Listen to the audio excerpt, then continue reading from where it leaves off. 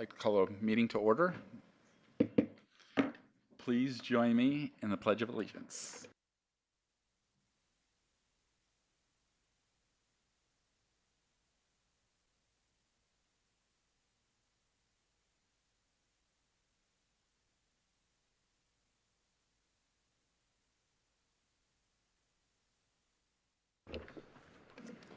All right, thank you. Roll call, Sherry. Leo Biasucci is excused. Jason Keogh. Here. Rick Knotts. Here. Ashley Pasquale. Here. Robert Smith. Here. Chuck Vaughn. Scott Welty. Here. And Mark Zeef. Here. All right, and time for a call to the public. Is there anybody that would like to speak? Just state your name, first and last, please. Good evening, Park and Rec Board. My name is Doug Carr, C-A-R-R. And last week you guys talked about going to go see parks, and some of you haven't been to all of them. And I wanted to show you what the master plan of Dick Samp is. And then right here is the 4 courts we have now. And there's been discussion that they have to put a parking lot in before they do more pickleball courts. So I just wanted to let you, Parks and Rec, look at this to see what the master plan of Dick Samp, for when we do get more pickleball courts. And then there's 2 more ball fields that they're going to build. And, this could be changed a little bit, I would hope. But anyway, I just want to pass it around for you guys to look at it. And I know I'm not on the agenda or anything like that. So this is just for your information for future down the road, because it will be coming up. Can we just hand that to him?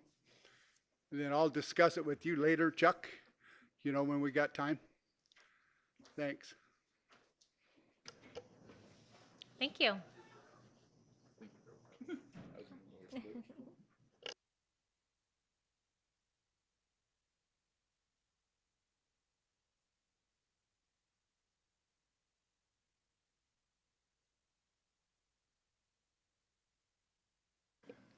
Thank you, Doug. Anybody else? All right, then we'll move on to minutes. Approval of the October 29th, 2018 minutes. Chairman, I'd like to make a motion to approve the minutes. Second on that? I'll second it. All right, thank you. All approved, say aye. Aye. Aye. Not for anybody? Okay. All in approval. Communications, announcements, and staff report. Mr. King. Thank you. Our upcoming winter break camp will be held December 26th, 27th, 28th, January 2nd, 3rd, and 4th at Smoke Tree Elementary School, and we're currently taking registrations at the Aquatic Center for that camp. Children's Celebration will be held on December 8th at the Rotary Park Ball Fields from 10 to 2. Our Walk with Ease program was featured by National Parks and Recreation Association as a success story for their month of October as part of the Healthy Aging in Parks campaign. The pool is currently closed for the next 2 weeks from November 26th through December 9th for our annual maintenance. During the pool closures, we will have our land exercise classes are all taking place. A lot of them utilize the outside areas, or if we have gym space available, they can work out in there as well. The pool will be open Christmas Eve until 1 p.m., closed Christmas Day, open New Year's Eve until 1 p.m., and closed on New Year's Day. Additional open swims will be offered during the holidays while the youth are out of school. Please check our website or call the Aquatic Center for exact hours. So a few upcoming events. The Women's Network Exchange Association Shopping Expo will be held December 1st from 9 a.m. to 3 p.m. at the Aquatic Center. The annual community dinner will be held December 14th. There will be a 4 o'clock seating and a 6 o'clock seating.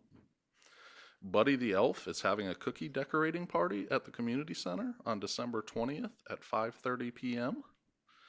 And the Arizona Collectibles and Firearms Show will be held December 29th and 30th. A few things going on around town and in some of our parks. We'll have the Christmas Boat Parade of Lights November 30th.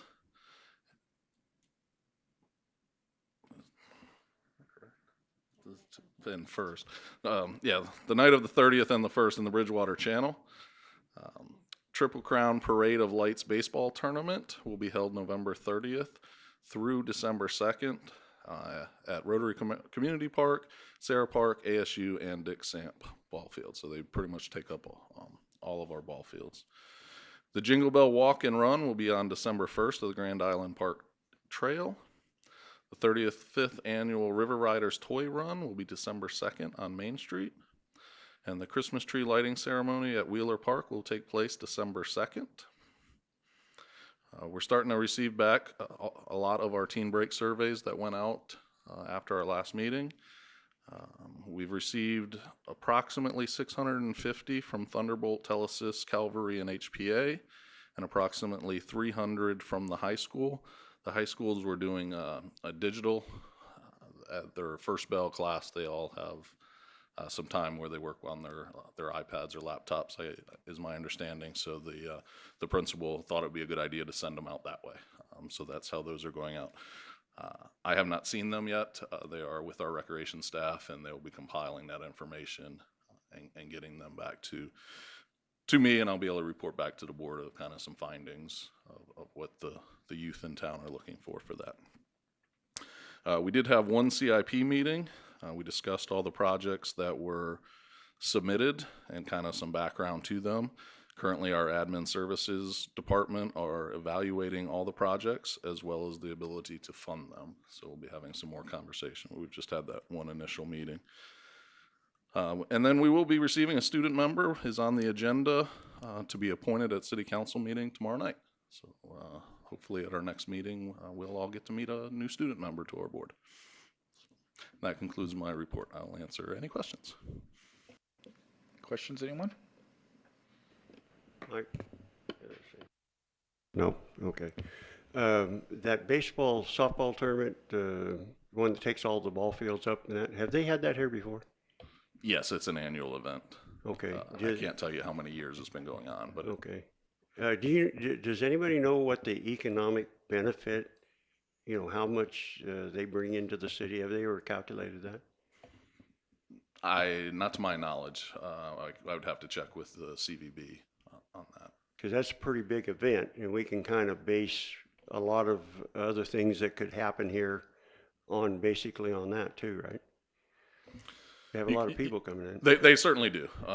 They certainly do have a lot of people. It could be difficult because it is timed with the parade of boats. So how many people are going out to dinner on that particular day?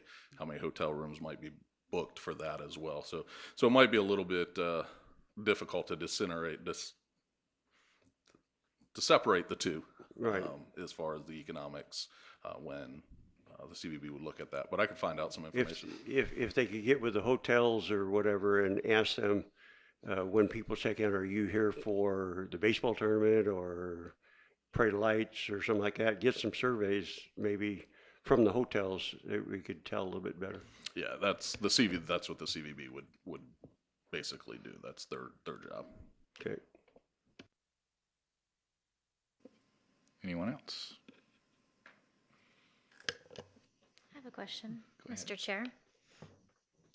Mr. Keene, you said that the administrative division is reviewing the CIP possibilities Correct. and what could be funded or not.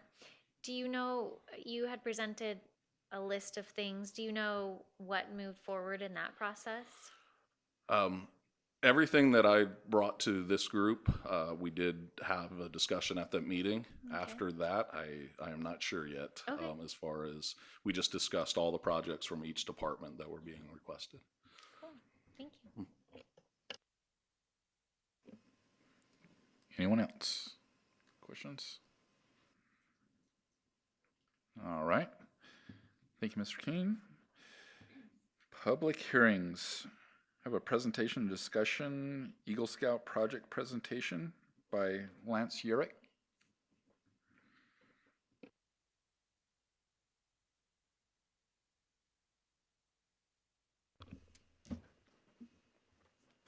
Thank you for having me come out here tonight. My name is Lance Yerrick. I'm 16 years old. I'm a sophomore enrolled at the high school currently. I'm a Life Scout with the Boy Scouts, and I'm the current assistant leader with the Sea Scouts. Now, to start off, I'm going to give you a little context as to what an Eagle Scout is and what you have to do, such as the project, to become one.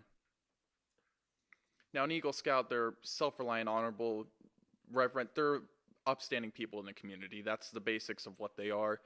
They're the people you can trust, and it's always seen that they're the guys that can do just about anything. And as you can see through a lot of important figures such as President Ford, Steven Spielberg, and even Neil Armstrong were all Eagle Scouts as well as others.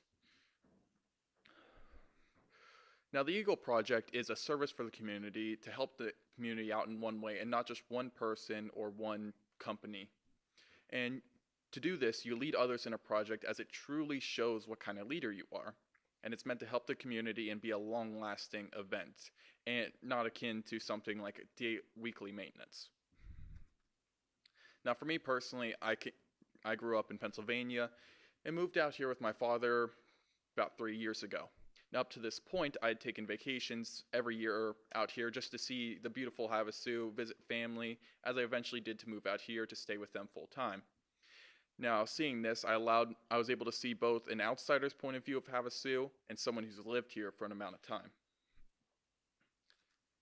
And as a person of an outsider, you see the bridge, the main selling point, the beautiful bridge, the exotic. It's your tourist location, we all know it. But I eventually saw, as I lived here more and became more of the outsider, I saw the ugly signs that currently exist there to mark where people are supposed to be and not doing the best job of it, as they wither down and they make the bridge look uglier than it really should be, as it horribly represents our city. But there is hope. With my efforts and my work with Southside Signs, I've managed to create a design that would both make the signs more beautiful, as well as showing people more where they are and what stuff they can go and do, more akin to something like an amusement park, as I'll be refurbishing, repainting, and doing the redesigns on all of the signs with the repainting on all 16, there's 13, but some are missing, and the redesign done on the first one on each side of the signs. Now, this was based off the wayfinding signs, as you could see previously, with the blue around it obviously being the Paddington blue used off the signs. Now, the gray, however, will be used on the frame just to give it a more continuous look across all the signs so everything looks perfect altogether. And that's the basis of my project. Are there any questions? Well, thank you. That was a great presentation and something that is obviously needed. I'm going to turn it over to the board if you have any questions. I got one. Mr. Vaughn? Did you think of this yourself, or did somebody suggest this to you? I thought of this myself over a long period of developing the project. It originally started as marking every single hole where boats would go, as to like say, oh, hey, my boat's at 27 or something. But it eventually evolved into this, and I love where it is now, because it helps both the community and the city, and it just makes everything great. Is this in the channel itself you're talking Yes, about? within the Bridgewater Channel. Right. Because I'm glad somebody's doing something about it, but you know, there's some people that don't like a lot of signs down there. So I'm hoping that they turn out really great and your project turns out well for yourself. Thank you very much, sir. Anybody else? Yes, Mr. Nutt. Yes, what's your timeline? My current timeline, as I've reached the end, I've gotten the design done. I've been speaking with the city recently to get the steel and decide whether they want me to, because I've done through fundraising. I was originally only planned to do, as I said before, the first sign on each side, so 4 in total. But through fundraising, I've made it so I can now do all of the signs if the city would so please. But I still need reconfirmation and the steel as well for the inside parts, but tin. So I've been emailing back and forth with people like Mark Clark to figure out what to do. Okay. Also, excuse me, just wanted to commend you for the project. Certainly something that we need. And also congratulate you on your efforts to be an Eagle Scout. I can tell you through my working career, every Eagle Scout that I ever employed was outstanding employee. And you're right, they are some of the best folks out in the community for the rest of their lives, really. So congratulations. Thank you very much, sir. Can I ask you a question? I'm really excited what you're doing. I'm a Girl Scout leader, so this makes me excited that you're doing this. What's your budget? My current, as far as I've raised, because I was able to figure out with Southside Signs to get a deal, because, you know, they're usually pretty expensive, but I've made it so it's around $300 something, but I've raised all of the money myself, so the city wouldn't need to necessarily bring me any besides pre-made tin that would go inside of them. As I know, I've been down to the actual sign shop that the city runs, and I've seen the printing of them, so I imagine it wouldn't be all too difficult to get at the least 4 of them. And one other question, who would be installing them? I would, and the people I bring with me to Wow, that's awesome.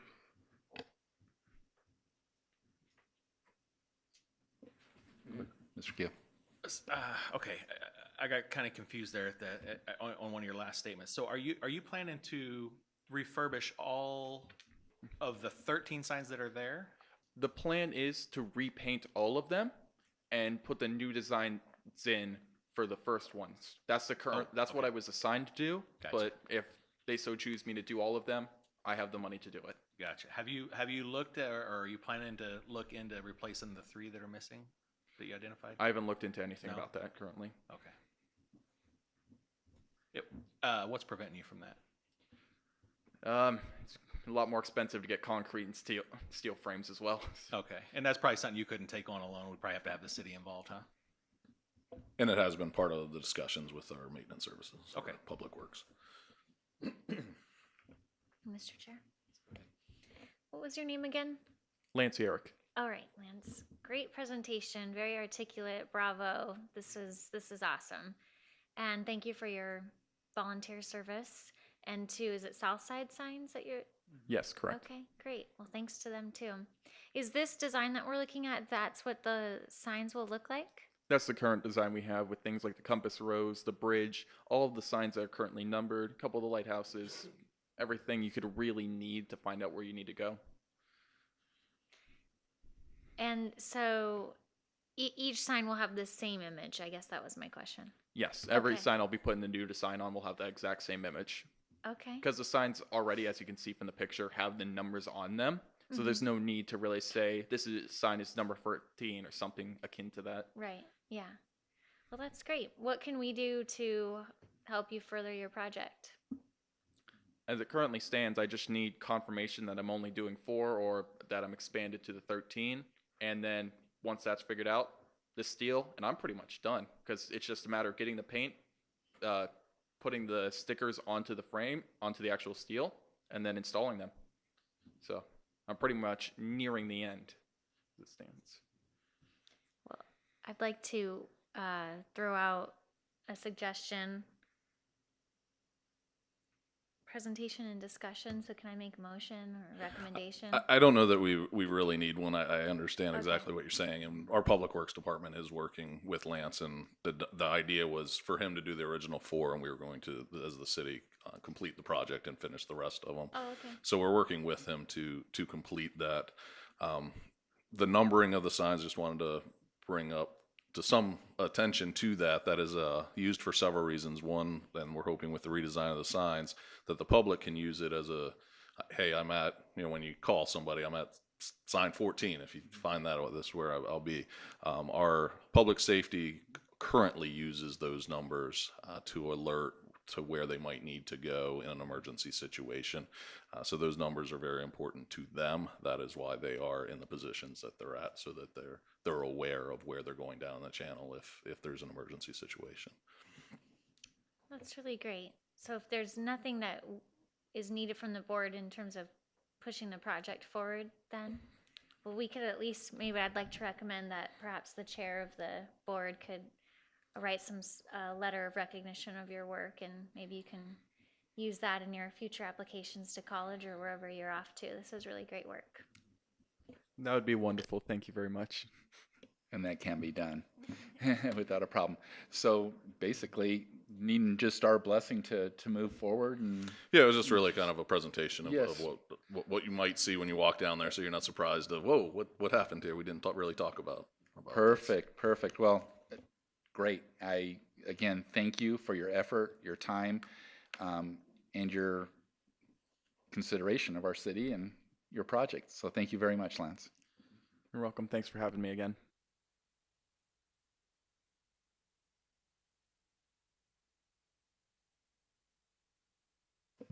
All right, moving on to discussion, lifeguarding swim areas in city parks. And I think that was something Mr. Zeef had brought up.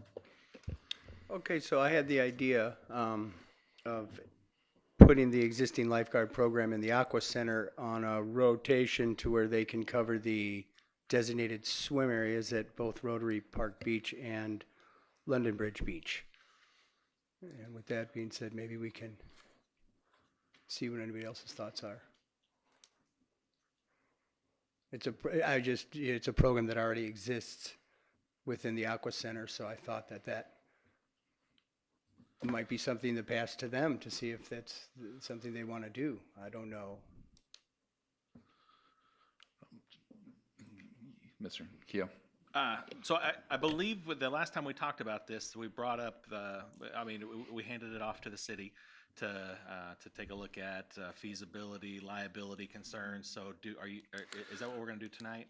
I have a little bit. I did meet with our risk manager as well as talk with our city manager and our aquatic supervisor. It is definitely not as simple as just adding a rotation to go down there. There is a complete different open water certification that all our staff that worked on the open water would have to obtain. Liability is huge. It changes quite a bit of just even the simple liability of the rest of the beaches that we wouldn't be lifeguarding there. There's some conversation, or there would have to be discussion with many agencies. We really don't own anything as part of the city limits below the, was it the 540? So the water itself isn't in our jurisdiction other than for police monitoring. So there would need to be a lot of conversation that goes on. It's definitely not as simple as just adding a rotation to our lifeguards that are currently in the aquatic center. And again, the big concern would certainly be the extent of the liability in this issue. Really quick, with that being said, if there's a question ownership, though, then there's a question, whose liability is it? It wouldn't be the city's if it's not the city's property. It's BLM land. And I've noticed on certain maps that I've looked at that there's an extension of what the city's allowed to patrol versus what they're not allowed to. And I've also done research that once you designate a swim area, you're liable right from that point, regardless of whether or not you're swimming or lifeguarding or patrolling it. That being said, I also did research to where it says once you put a sign up that says lifeguard on duty, then the liability does become whoever's watching the area. So that's some part of the beginning of the confusion of liability. The city attorneys or something could look at that, square it up if they wanted to move forward with it. The main purpose of me bringing the discussion up is because I heard that it's a great educational program. Miss Swan Cook is a leader, a pioneer in leading that swimming division. She has something like 40 lifeguards on duty. That cuts down to 25 in the winter. She sends her lifeguards to Santa Barbara for beach and kayak and canoe training. She has search and water rescue training in the lake, not in the swimming pool. So as I did my research, I uncovered a lot of very interesting information that I thought could bleed over into, events, Labor Day weekends, 4th of July's, things maybe we can bleed it into where the city looks at it and says, well, lifeguarding assistant program with the police on busy days, something like this, when there are hundreds of kids out there swimming around. And a further point is, this is 2018. There's a lot more swimming going on down there. We have a lot of accidents in the past. One more thing, the accidents occur mostly away from the beaches. They don't occur mostly in the swimming zone. So that's something that if it is a liability issue and there's not that many drownings, it turns out to be like, well, why even have it? And then once again, I turn to the point, it's educational. It's a teaching moment for all the kids that are in the program. It's offered through the high school already. There's a big connection with lifeguarding here in the city, and I just thought that it just runs hand in hand. And by making a recommendation to have the city look forward into it, it could be something that they could actually accomplish, because it's BLM land once again. And if we can patrol lifeguards without a sign, we might be able to get away around the liability issue and just having them out there assisting. Once you put the sign, the liability is yours. But once you have that designated swim area, the liability is yours just as well. When you have buoys marked off the beach, and off that beach is a lenience where that water line moves, well, when that water line moves down and tide moves down, the city then becomes liable for everything on that shoreline. And I found that out from the BLM office. So if anyone else can correct me if I'm wrong, that's the research that I found this last week looking into it. So I guess I'm open for discussion. Anybody have any comments? Yes, Mr. Vaughn. From what I understand, what you said was that is Miss Cook, is she run our lifeguard program? Yes, sir. And if she sends them to Santa Barbara, wouldn't that have the effect of having open water training certification? Yes, sir. We have not sent lifeguards to California in quite some time. They did it part of the junior guard program as a reward. They would go to surf camp, but we have not sent anyone to training, any of our lifeguards in California at all. Well, Okay. along that trip, they would learn how to patrol a beach and learn how to do what are those long canoe boats? Outrigging. And this is an article I read. Sure, it's an old article, but it was a 2001 article you can find on the website. When I was searching reference for lifeguards, a lot came up. It's something that everyone should do. Is just, I was looking for the lifeguard article in the newspaper, and it came up, and I read the article. It was from 2001, but in fact, that's what she did do when she first moved here. And those are some of the programs she had. Whether or not they do it now, but she's got 40-something lifeguards, correct? That is correct. Okay, it's a small venue for that many lifeguards to continue constant education, CPR, beach rescue, help and assist police. Are police trained enough for all that type of rescue? The police are not trained in water rescue. The lifeguards are. So there's a lot of reasons to bleed it.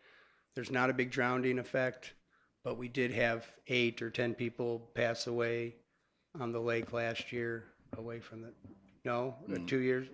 Not on the shores. I think we had somebody alcohol related in 2015 pass away in the channel, correct? According to the article that I read in the paper as well, Yeah. yes, the county did state that there was one in the channel that was alcohol related. Yeah, so if it was my brother, it'd be one too many. But anyway, the point is, when accidents start happening, it's vigilant. We're trying to build a community that shows people safety, shows that we have education, parks, cities, ambulance, fire, police. We've got designated swim areas with no lifeguards. So I just thought it was something that the city council could look at with their professional reviews. So Yeah, my other thing was, and I believe that guy that died, he wasn't even near the swim area. He was down by the boats and that, so. The other question that I have is, do we have any signs at the swim area showing, we have those signs at Rotary that say, please don't smoke, lungs at work, suggestions stuff like that. Would there be a chance of putting signs at the swim areas, kids in water, be a designated watcher or something like that?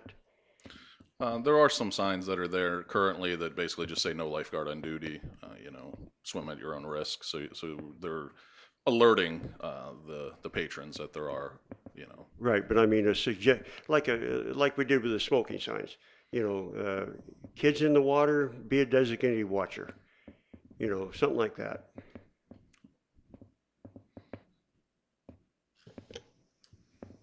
Another question. Mr. King, this is a question for you. Do we have, does the fire department have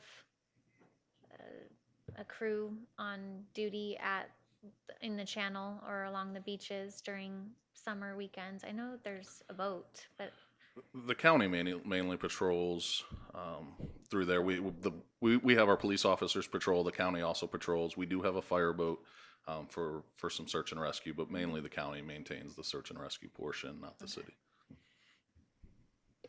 And I do believe San Bernardino County, their officers are water rescue trained.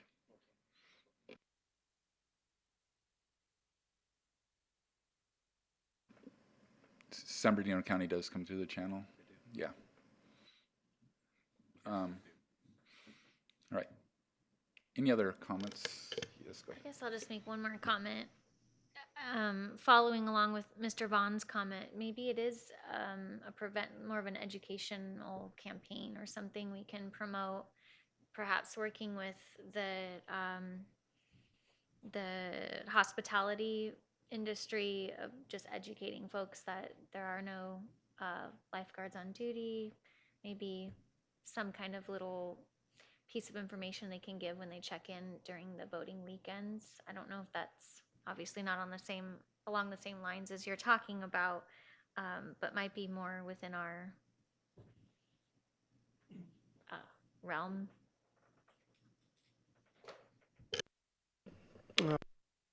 Another question I had about that liability and not really patrolling, but I guess watching the beaches. The police are there already, the ambulance, and so if someone does drown in the swim area, what does happen?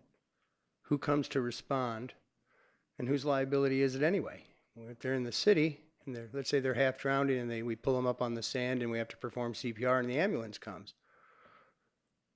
Is it the cause or the effect? Is it what happens after? Is it, what, I don't even know what my question is. It's more of a point than anything. There is a certain inherited risks of all recreation, and when you start changing that risk by lowering it by, say, having staff, that changes completely the level of liability. The city actually would lose a lot of the protections that are afforded to them through the government once we would start actually stepping in and say, lifeguarding an open water area like that. Okay. Okay. So at this point, then I would say we are no longer going to pursue the lifeguarding issue. I think my thought is that it's above our pay grade to deal with something like this. That's the feeling I get by looking at all your faces, yes. Well, I guess just bringing it to your attention and having it on future agendas, it's something that the Parks and Rec could look into anytime it wants to in the future or not. If people found out that liability, hey, we can do it this way or not, it's something that, we don't even need to approve or recommend anyway. It was just a talking point and a discussion more for the public and people since it was brought up.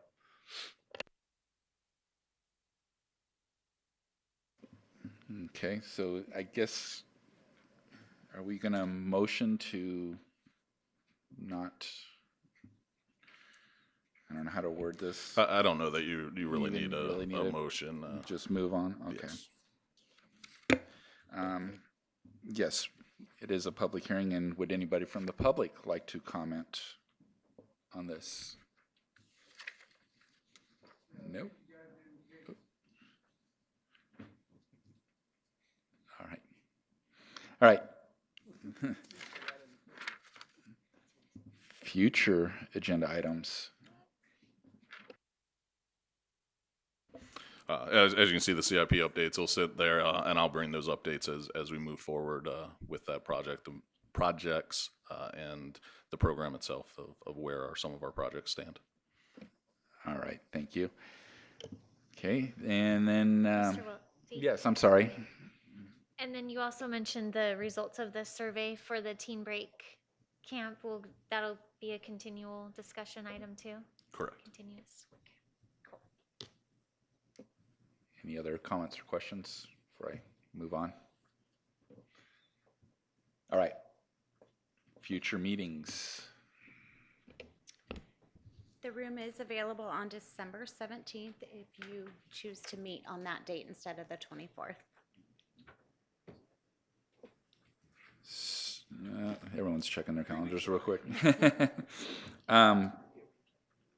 December 17th, does that work for everybody, or? Yeah. Mr. Do we Vaughn? have anything that's pressing? CIP, we're gonna get an update on the CIP. CIP? Yeah. Hopefully. Are we likely to hear anything between now and? I think so. That I'm not sure at this point. They're going through and analyzing the projects, preparing for the retreat. I do not have any information of whether or not admin services will be done by the time we have our next meeting.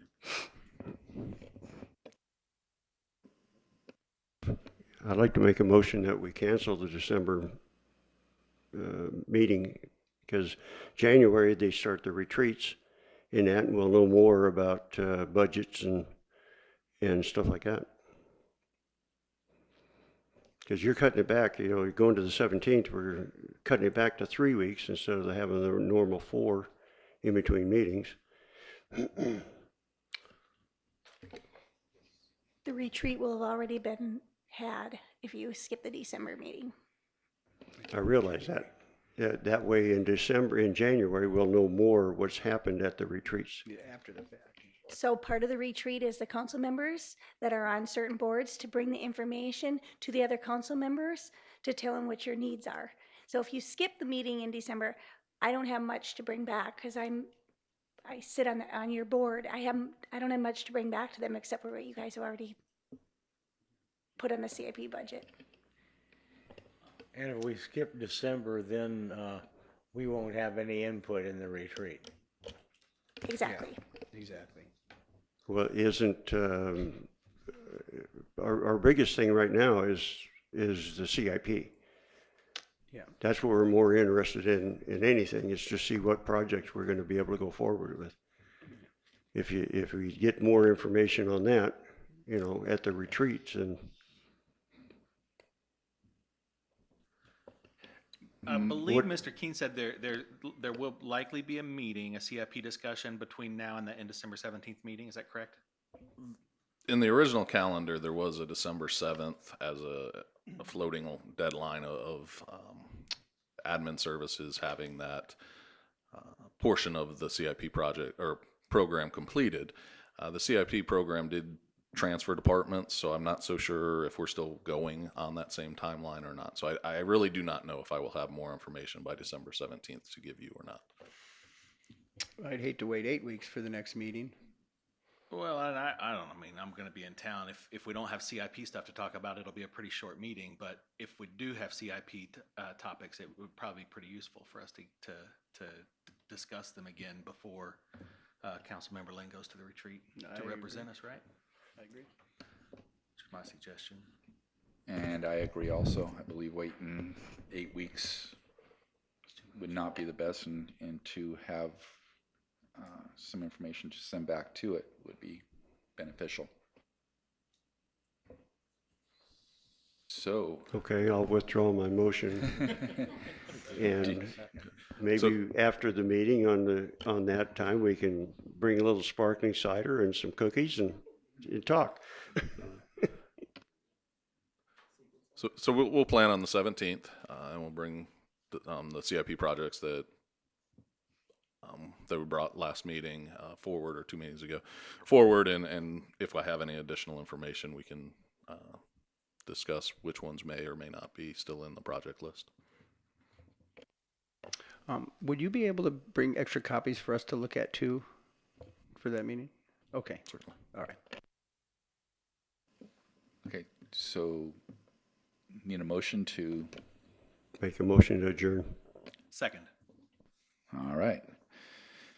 All in favor, say aye. Aye. Aye. Anybody oppose? No. All right. With that, I will adjourn the meeting.